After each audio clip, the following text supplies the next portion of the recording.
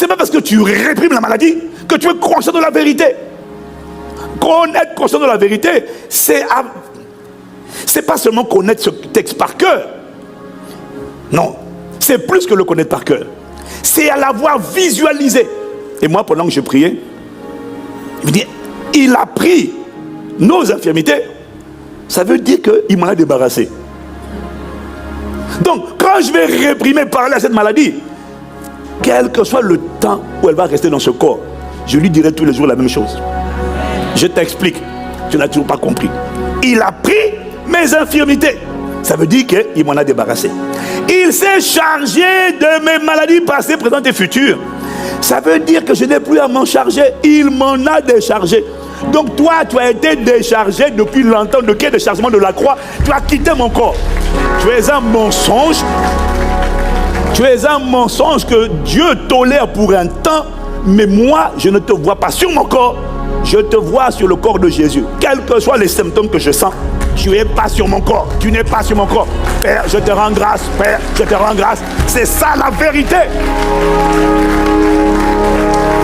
Et quand tu connais la vérité, tu ne dis pas, mais Seigneur, pourquoi? Qu'est-ce que j'ai fait encore? Qu'est-ce que j'ai fait? Pourquoi ça ne part pas? Tu es en train de t'agiter pour rien. Quand tu crois dans la vérité, tu proclames la vérité parce qu'il est écrit, prenez les armes, résistez au diable. Et un jour, je ne peux pas te dire quand, je sais qu'il fuira. Mais en attendant qu'il ne fuit, moi je continue de proclamer.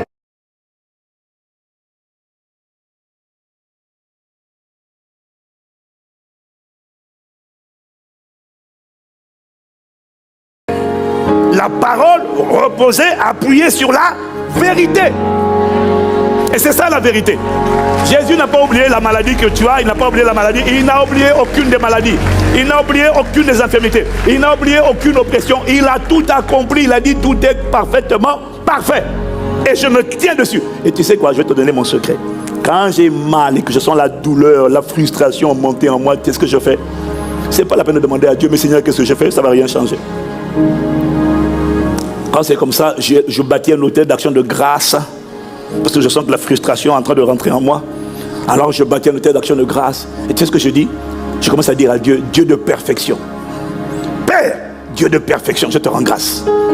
Toi qui fais concourir toutes choses pour le bien de ceux qui t'aiment. Merci parce que tu es bon. Merci parce que tu es aimant. Merci parce que tu es miséricordieux. Merci parce que tu es bienveillant. Merci parce que tu es compatissant. Merci pour la rédemption. Parce que tu as tout accompli pour nous à travers Jésus-Christ. Tu nous as déjà délivrés de la puissance des ténèbres. Merci parce que rien n'a été oublié à la rédemption. Père, merci. Quand mon âme n'a pas envie que je dise merci, c'est là que j'appuie. Merci. Et puis je prie en langue.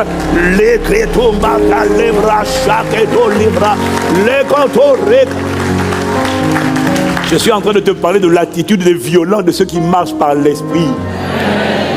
Je te garantis une chose. Si tu ne fais pas ça, tout le reste que tu fais là ne marche pas. Et ta situation ne change pas. Par contre, ta frustration, ton angoisse, ton aigreur augmente. Moi, quand j'applique ça, la situation n'a pas changé.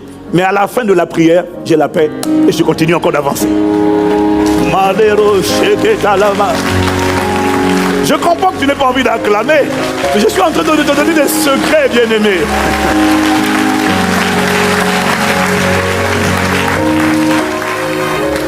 Ne t'inquiète pas, tout le monde a des défis, des challenges, des épreuves dans la vie. Tout le monde. C'est juste que toi, tu en parles, nous, on n'en parle pas. Parce que si nous, on en parle, tu vas dire... Hein? Donc, tu vois, mais nous, on sourit comme ça. Mais tu n'as aucune idée du défi que le gars là qui sourit là. Tu n'as aucune idée. Si je commence à te raconter ma vie, tu vas dire, non, pasteur. Ah, je dois y aller, pasteur, on m'appelle. Dis avec moi, gloire. Dis à quelqu'un, appuie-toi sur la vérité. La vérité doit serrer ta ceinture. Elle doit serrer la taille. Elle doit marquer ta conscience, ton subconscient, ton inconscient. Ouais. La vérité, c'est que tu es déjà élevé. Tu vois, quand tu n'as pas compris ça, toi tu penses que tu viens d'être élevé quand tu as eu une promotion au travail ou quand tu as été nommé assistant pasteur ou pasteur. Et là tu penses que tu viens d'avoir une élévation. Parce que tu n'as pas compris l'élévation. Mon esprit, on parle de mon homme intérieur. Moi, c'est mon esprit. J'ai été déjà élevé. Ce n'est pas une promotion qui va susciter ma fierté. Ma fierté provient de ce que j'ai été élevé en Christ au-dessus d'eux. Toute autorité, toute domination, tout trône, toute dignité, toute puissance. Mais dis Amen. Non mais est-ce que quelqu'un comprend? Alors pourquoi on a des gens, dès qu'il a une promotion, il est fier? C'est parce que toi, tu penses que c'est maintenant que tu veux être élevé. Tu n'as pas compris. Tu n'es pas con. Et dès que tu perds le poste, tu as l'impression qu'on vient de te rétrograder et donc tu n'es plus élevé. Donc tu te juges, tu n'as pas la conscience de la vérité. Tu as la conscience des réalités. Il n'y a pas de la vérité. La vérité, c'est que je suis déjà élevé. La vérité, je suis déjà riche. Ah oui, non seulement je suis béni, mais je suis riche. Je ne suis pas riche parce que j'ai de l'argent sur les comptes bancaires et j'ai un patrimoine immobilier. Non, bien-aimé. Non, ça, tu vois, je suis riche parce que Dieu a fait de moi un héritier de Dieu et un co-héritier avec Christ.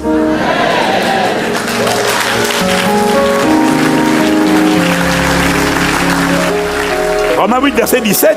Or, si nous sommes enfants, nous sommes aussi héritiers. Héritiers de Dieu et co-héritiers de Christ.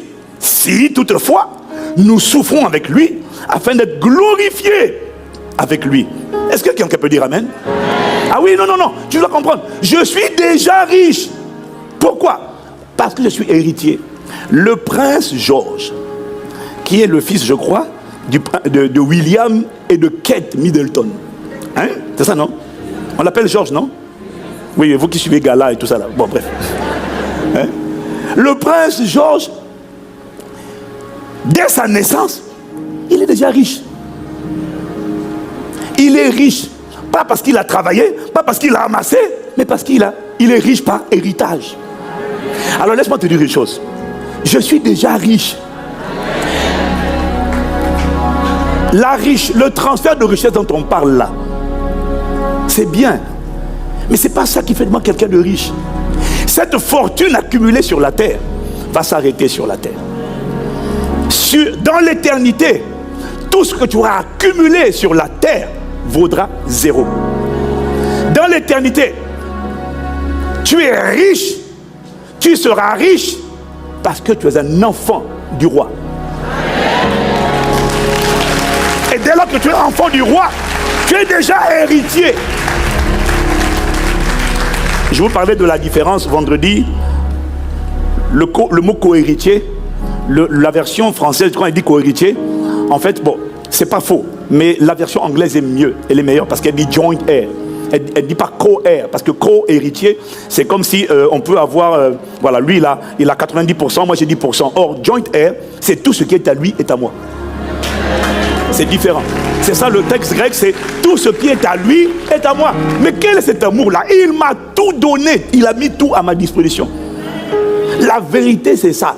Colossiens 3, verset de Colossiens 2, 10, il dit, vous avez tout pleinement. Ça, c'est la vérité. Vous avez tout pleinement en lui. Tout. Il ne vous manque rien. Je suis déjà riche, mon frère, ma soeur. Est-ce que quelqu'un me suit? Ce qui fera ta richesse dans l'éternité. En fait, non. La richesse que tu auras dans l'éternité sera une richesse acquise, reçue par héritage, à cause de ta filiation. Car si nous sommes enfants, nous sommes déjà héritiers de Dieu et co-héritiers avec Jésus-Christ. Est-ce que quelqu'un me suit? Sauf que la dimension de richesse que tu vas manifester dans l'éternité en tant qu'héritier va dépendre de à quel point tu auras accepté de souffrir avec lui sur la terre. C'est pour ça qu'il dit, or si nous sommes enfants, nous sommes aussi héritiers de Dieu et co-héritiers de Christ.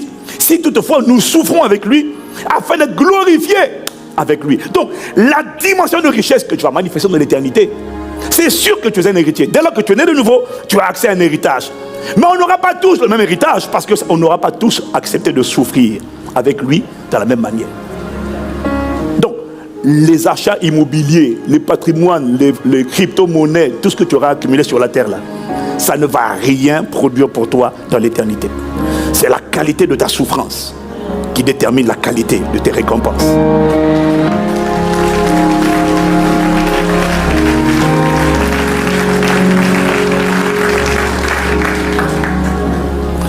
Alors, si tu comprends ça, ce que ça va produire en toi, c'est quoi? Si tu comprends ce que je suis en train de te dire, alors tu comprends que même si tu veux vivre le transfert de richesse, et là tu réponds, quoi? Ben, tu ne te sens pas déçu de ne pas avoir été multimillionnaire sur la terre. Tu ne te sens pas déçu. Parce que ce n'est pas ça qui détermine ta richesse. Tu sais que tu es déjà riche. Et quand tu le sais, alors tu rends grâce à Dieu de ce que tu es déjà. Et tu proclames que tu l'es déjà. Et même si quand tu meurs, tu as laissé un appartement où tu étais locataire, ton seul regret, quand tu as des enfants, c'est que tu aimerais mettre tes enfants à l'abri. Et ça, c'est normal. C'est la sagesse. Mais tu ne peux pas dire, non, j'ai quitté la terre pauvre parce que j'étais locataire. Il faut acheter, je crois que c'est bien. Mais tu n'as pas le droit de te sentir pauvre parce que tu n'as pas un grand patrimoine. Ça veut dire que toi, tu n'as pas la conscience de la vérité. Parce que je suis déjà riche. Ouais, je suis déjà riche. Et tout ce que tu as emmené sur la terre là, bien aimé, tu n'emporteras pas avec toi dans l'éternité. Le pauvre Lazare, à cause de sa foi, celui qui léchait, celui qui était à la porte de l'homme riche, quand il est parti dans le séjour des morts, il avait tout avec Abraham. Tu comprends? Donc, je ne te dis pas ça pour mépriser le transfert de richesse. Je te dis ça juste pour t'enlever la dépendance aux choses de ce monde qui prouvent que toi, tu n'es pas conscient de la vérité. Quand tu es conscient de la vérité, rends grâce à Dieu pour la vérité. Rends grâce à Dieu pour ce qu'il a fait. Rends grâce à Dieu pour ce qu'il est. Rends grâce à Dieu pour l'œuvre de la croix. Rends grâce à Dieu pour ce que Jésus a fait pour toi. Prends le temps d'asseoir ça à l'intérieur de toi et bénis Dieu. Et assieds-toi dessus et fais en sorte que ça serre ton cœur, ça serre les problèmes de ton cœur, ça serre tes entrailles, ça serre ta conscience, ça imprègne. Possède ta conscience. Et c'est ça qui te donne de l'assurance lorsque tu dis il est écrit. Parce qu'on voit que tout en toi n'a aucun doute sur la vérité. Tu es établi dessus et tu ne te juges pas à ce qui t'arrive dans ta condition physique. Tu t'appuies sur la vérité. Et la Bible dit que le juste a de l'assurance comme un jeune lion. Que cette assurance te soit donnée au nom de Jésus. J'ai tout en Christ, j'ai tout. L'enfant ne prie pas pour que les poils sortent, pour qu'on lui donne des poils. Les poils sont déjà enfouis à l'intérieur de lui. C'est juste qu'à un certain niveau de croissance et de développement de l'enfant, les poils vont sortir, mais ils sont déjà enfouis. J'ai tout pleinement. C'est juste que maintenant, il faut que je grandisse, que je mûrisse, que j'applique les principes, et il y a des choses qui vont sortir conformément à sa volonté. Mais j'ai tout pleinement. Je n'aurai pas les choses, je les ai déjà. Tu comprends pourquoi cette conscience de la vérité est subtile? Je suis déjà accepté, je suis déjà bien-aimé, je suis déjà riche, je suis déjà pardonné, je suis déjà réconcilié, je suis déjà sanctifié, je suis déjà guéri, je suis déjà béni, je suis déjà. Je m'assieds dessus. C'est ça la vérité. C'est quand tu n'as pas la conscience de la vérité, alors ce que tu dis n'est pas accompagné. Il n'y a pas une atmosphère de foi. Parce que la foi prend toujours appui sur l'invisible. Est-ce que quelqu'un me suit? Oh, si tu me suis, dis Amen. Donc tu vois maintenant la question, c'est comment on fait pour cultiver cette conscience de la vérité. Est-ce que ça t'intéresse? Puisque tu comprends que c'est bien de lire la Bible. C'est bien de réciter, de proclamer la parole. Oui, il le faut. Mais sans la conscience de la vérité, tu as remarqué déjà, ça ne marche pas. C'est pour ça qu'il y a des gens, ils disent des choses. Parce que la Bible dit quoi? Et Psaume 33, verset 9 à 10 ou verset 8 à 9. Il dit, car il dit et la chose arrive. Il l'ordonne et elle existe. Tu vas arriver à la dimension où quand tu dis la chose arrive. Hein? Tu dis la chose arrive. Pourquoi ça arrive? Mais parce que tu n'as aucun nombre de doutes à l'intérieur de toi. Tu es établi dans la vérité. J'ai dit, l'hôtel royal sera construit et l'hôtel royal sera achevé et l'hôtel royal est en train d'être achevé.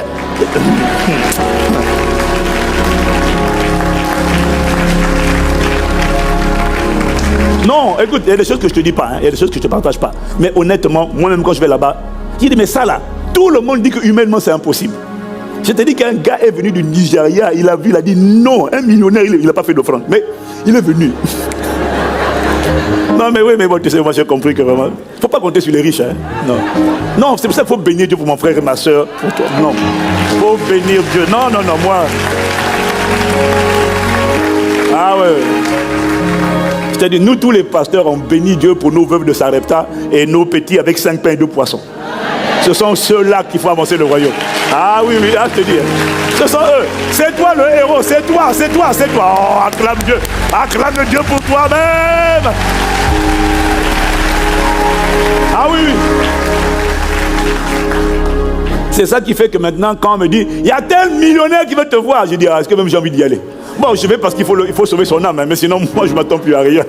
J'ai trop d'expérience. J'ai trop d'expérience. La vérité, la plupart d'entre nous, on a donné beaucoup plus que plusieurs millionnaires. Parce que nous, on a donné quasiment tout. Hein? Il y en a, ils prennent sur 1 milliard. Ils sortent 1000 euros. Pasteur, c'est monophone. Bon, on ferme la parenthèse, là, et puis on avance seulement. Hein? Voilà, comme on le temps, voilà. Dis avec moi, waouh. Ah ouais. Ne méprise pas les petites gens.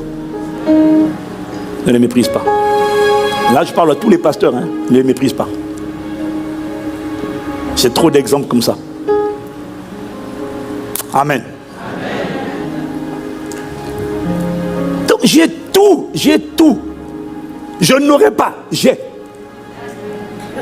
Est-ce que tu es conscient de maintenant? J'ai déjà. Maintenant, comment on fait pour que cette vérité-là, puisque parler sans la conscience, ça n'agit pas. Alors Seigneur, rends-moi conscient de la vérité. Et comment il te rend conscient de la vérité? J'ai deux points à partager avec toi. Le premier point, Jésus a dit, vous connaîtrez. Alors il faut lire le contexte, hein, parce que le contexte dit, dans Jean 8, versets 31 à 32, alors il dit aux Juifs qui avaient cru en lui, si vous demeurez dans ma parole, vous êtes vraiment mes disciples. Vous connaîtrez la vérité et la vérité vous rendra libre. Quelqu'un dit Amen. Donc il m'a dit, écoute, hein, ce que je t'explique, c'est ce qu'il m'a expliqué et c'est ce que j'ai pratiqué. Et c'est ce qui a développé en moi cette conscience. Quand Dieu me dit de faire quelque chose, tu ne pourras pas m'arrêter. Quand je l'ai entendu, non, honnêtement, hein, non, en toute humilité, tu ne peux pas m'arrêter. Je sais. C'est-à-dire pour moi, il n'y a rien qui est impossible. Je ne te partage pas les rêves que j'ai. Hein. Ah non, non, non, non, non. Dieu s'est souvenu de la francophonie. Dieu sait, et Dieu peut tout. Rien n'est impossible à Dieu.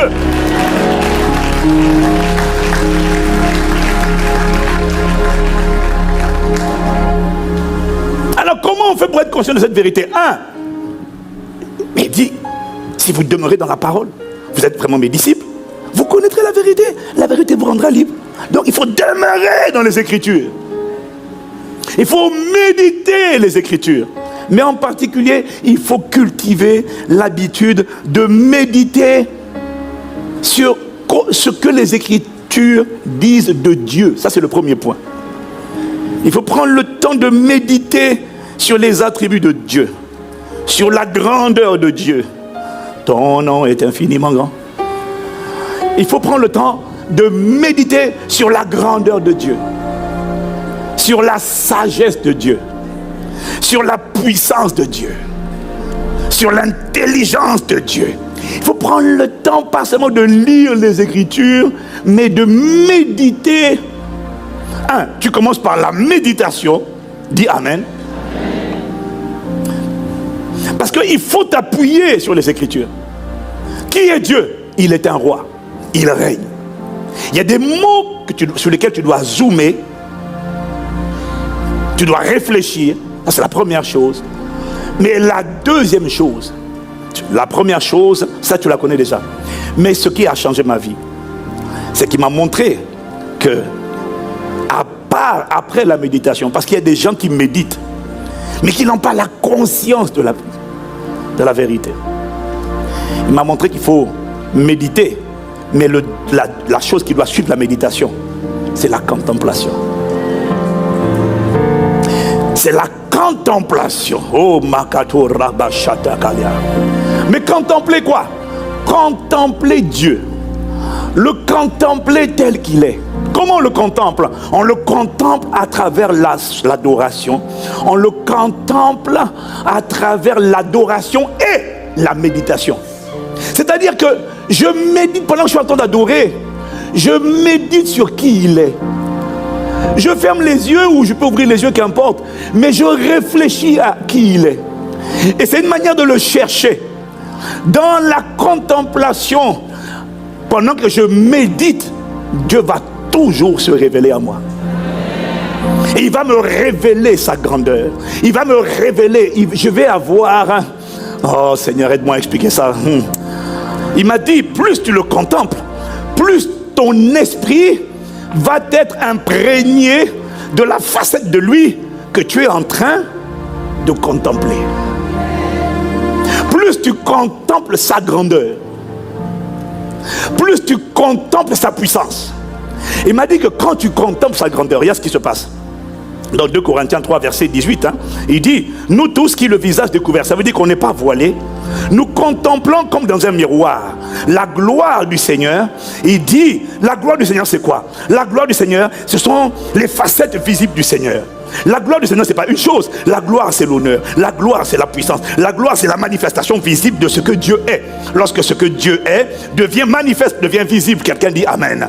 Sa sagesse, c'est sa gloire. Sa puissance, c'est sa gloire. Son autorité, c'est sa gloire. Son amour, c'est sa gloire. C'est tout ce qui le révèle qui est sa gloire. Maintenant, ce texte dit que lorsque nous contemplons comme dans un miroir la gloire du Seigneur, lorsqu'on contemple son amour, lorsqu'on contemple sa sagesse, lorsqu'on contemple sa bonté, lorsqu'on contemple sa puissance, il y a quelque chose qui se produit. Il dit, nous sommes métamorphés, nous sommes transformés à l'image là. C'est-à-dire que quand je contemple son amour, quand je médite et que je chante et je contemple son amour, il dit, ce texte me dit que je suis transformé à la même image. C'est-à-dire que l'amour là, que je regarde dans un miroir, revient sur moi.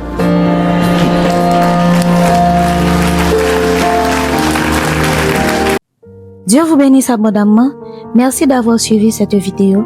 Aujourd'hui, plusieurs personnes sont arrivées sur cette vidéo avec des inquiétudes, des peurs, des combats, des retards ou des situations qui semblaient impossibles.